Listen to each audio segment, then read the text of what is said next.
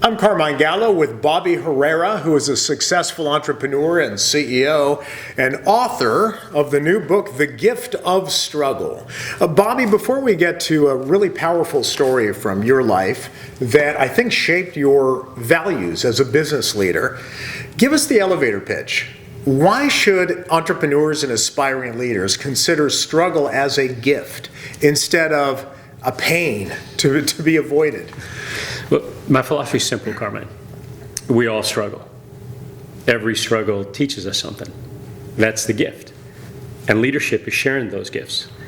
So as entrepreneurs or leaders, we really have one of two choices.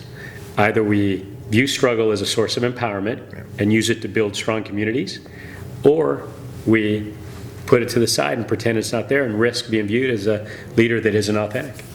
Bobby, you grew up in a migrant farm worker family, one of 13 kids.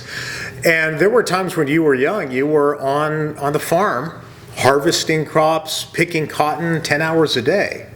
I'm sure at that time, you didn't have the vision to go from migrant farm worker to who you are today, which is CEO of a fast-growing company in HR services, Populous Group. Correct. $500 million a year in revenue. Fortunately, we're blessed. We actually just passed 600. 600, okay, Yeah. so I was mistaken. Yes. Thanks for correcting that. You got it. So I'm sure that wasn't even part of the vision Not back even then. close.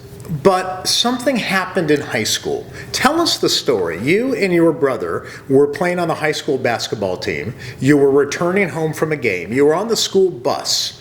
What happened next? Well, along the way, we stopped for dinner, and everyone unloaded off the bus, except for my brother Ed and I. A few moments after the team unloaded, one of the dads to the other players steps on board the bus. And he teased me a little bit because Ed had outscored me that night. And then he said something to me, Carmine, that I will always remember.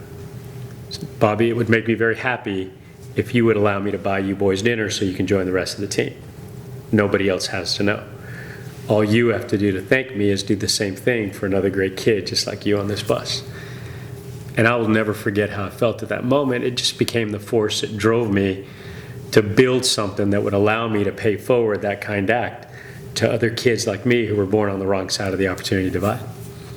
As a business leader climbing the career ladder, you never shared that story publicly until you became a CEO, a co-founder of a company. You were creating the company's culture, and you realized that it was a story that you did have to share.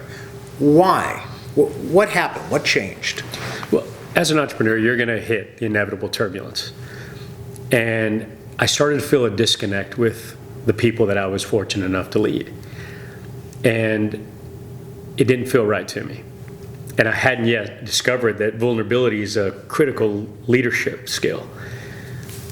Well, I'm filming this project to codify our culture, and the gentleman that was filming, we just went off script, and he asked me, Bobby, at the core of your organization, you believe everyone deserves an opportunity to succeed. Why do you believe that? And just unrehearsed, I told him the bus story. And we caught it on film. And a few weeks later, my organization saw it. And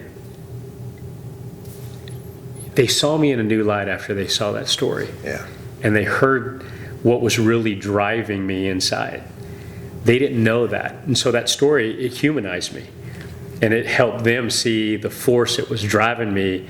And once and for all, they understood my intensity.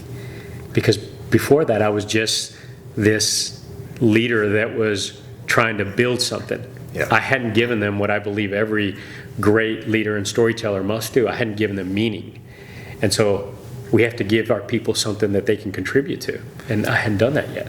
That's the magic of storytelling. I recall interviewing Richard Branson, who said, if your life is one long success story, it's pretty boring. Nobody wants to watch it. So what I like to tell CEOs and aspiring leaders is it's okay to share those narratives that connect you to one another. That inspire and motivate and give your listeners a sense of purpose. They may not always have the exact experience that you have or that you've had to go through, but they all have a bus story. I think that's the big lesson here. Well, not only do they all have their own bus story, Yeah. however, when you share that story, you tap into those shared beliefs. And then that allows you to build the single most important asset that any entrepreneur or leader will ever own, Carmine, and that's trust. Because without that, and without telling that story, there's an invisible barrier there. And you can't form that strong connection with your people. Yeah. And story lowers that barrier and allows you to connect with them in a manner that you won't get unless you tell that story. Oh, that's fantastic. Congratulations on all your success. And I love the way you sign your books. All hail the underdog. Yes. So hail the underdog. All hail the underdog. Bobby, thank you so You're much. welcome, The Carmine. Gift of Struggle. I'm so glad you were able to write this book. It's my honor. Thanks for having me.